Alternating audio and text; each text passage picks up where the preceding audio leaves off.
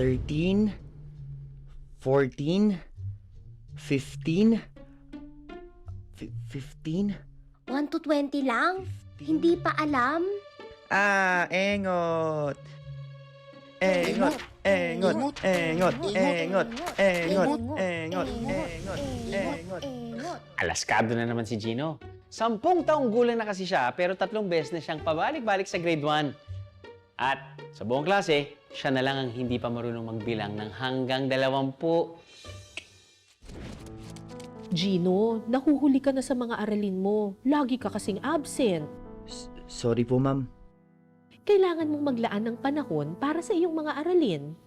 Opo. O mag-practice ka sa pagbibilang, ha? Gusto mo, tulungan kita mamayang hapon?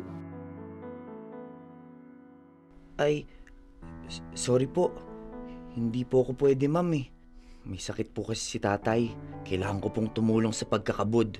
Sige po, ma'am.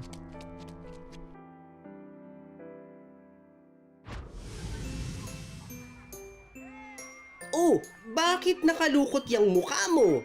Mag-practice ka kasi para gumaling kang magbilang. Practice. Paano ako magpa-practice? Nagtatrabaho nga tayo. Ba't kasi kailangan ko pang matutong magbilang?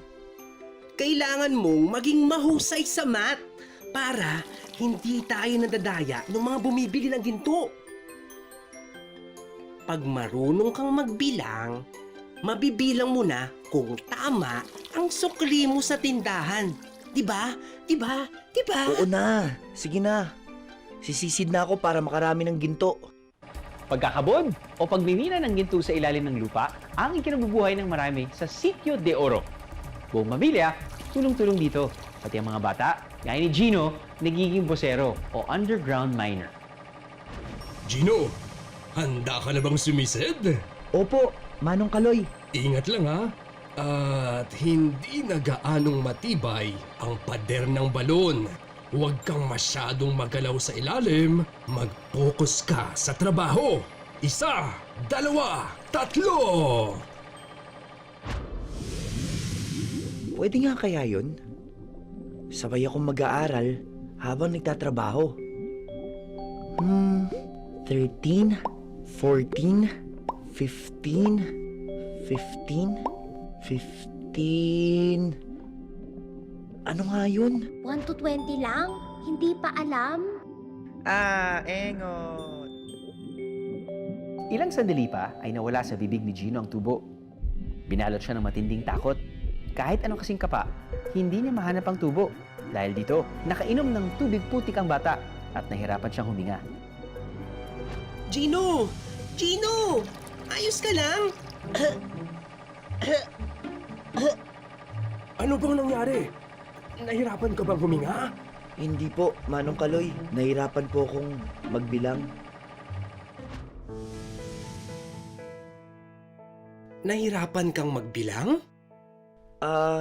Kaya ko naman po, Tay. Kinakapos lang po ng oras sa pagre-review.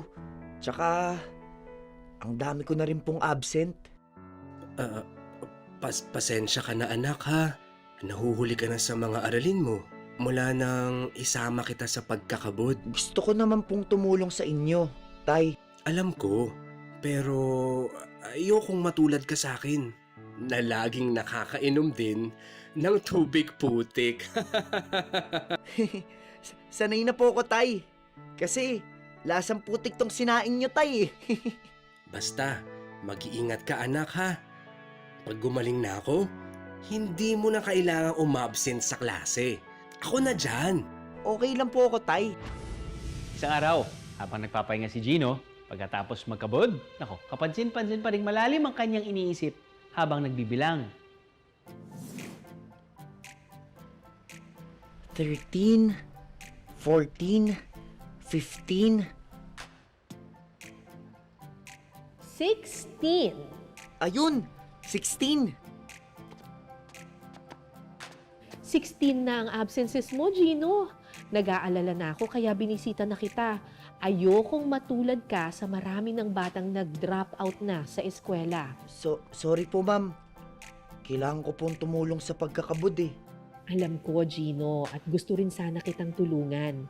Ganito, Kada makalawa, dadalaw ako dito, tuturuan kita dito mismo sa tindahan. Okay ba yon? Nakakahiya naman po. Okay lang yun. Basta i-promise mo sa akin, hindi ka mag-a-absent dito sa tindahan. Promise po. Kung hindi, ililibre mo ako ng merienda, pati soft drinks.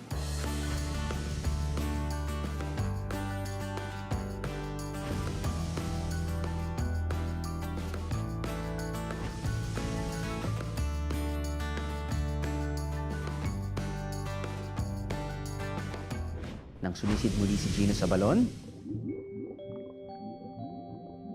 14, 15, 16, 17, 18, 19, 20. Ayun! Pasensya ka na anak ha. Ayokong matulad ka sa akin.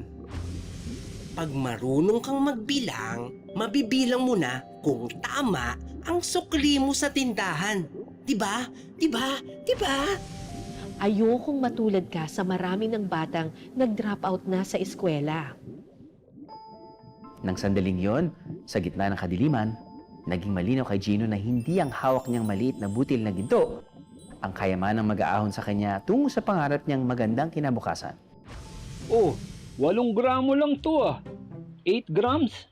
Mahina yata ang pagsisid nyo ngayon. La, kailan pa ako naging number 8? Di ba kilala mo ko, Gino? Teka po, sir. Hindi po yan 8 grams. 20 grams po. 2 po ang nasa timbangan. Sigurado ka ba anak? Ginagawa pa yata akong sinungaling ng anak mo eh. Tay, totoo po sinasabi ko. Iba po ang number 8 sa number 20. Sigurado po ako. Eh kung ayaw nyong maniwala, eh di wag. Sa iba kayo magbenta. Anak, salamat ha. Mabuti na lang at sinikap mong matutong magbilang. Mahalaga talaga na nakakapag-aral ka. At syempre, nakakapaglaro din. Yay! Salamat po, Tay! Isang araw, gumuho ang pader ng isang balon habang may nakalubog dito ang isa sa mga nagkakabod. Si Manong Kaloy na malapit sa pamilya ni Gino. Natabunan siya ng lupa at hindi na muling nakaahon pa. Dahil dito, ipinatigil ng mga otoridad ang pagkakabod. Marami ang nawalan ng hanap buhay. Kaya lahat sila napilitang maghanap ng pagkakakitaan. Kabilang na ang pamilya ni Gino. Naghanap ng ibang hanap buhay ang masisipag na taga Sitio de Oro. At di nga nagtagal, sinuwerteng nakapasok ang tatay ni Gino bilang isang jeepney driver. Bayad ko ho! Ngayon, malinaw sa mga batang bosero na higit na mahalaga ang mag-aaral. Balik eskwela na ang mga batang gaya ni Gino. That is correct, Gino. Very good. Bigyan ng 3 palakpak. Pagbilang ko ng 20, nakatago na kayo. 1, 2, 3. Alam ng tatay ni Gino na ang tunay na yamang may pamamana niya sa anak ay wala sa ilalim ng lupa. At ito'y kayamanang hindi matutumbasan ng ginto.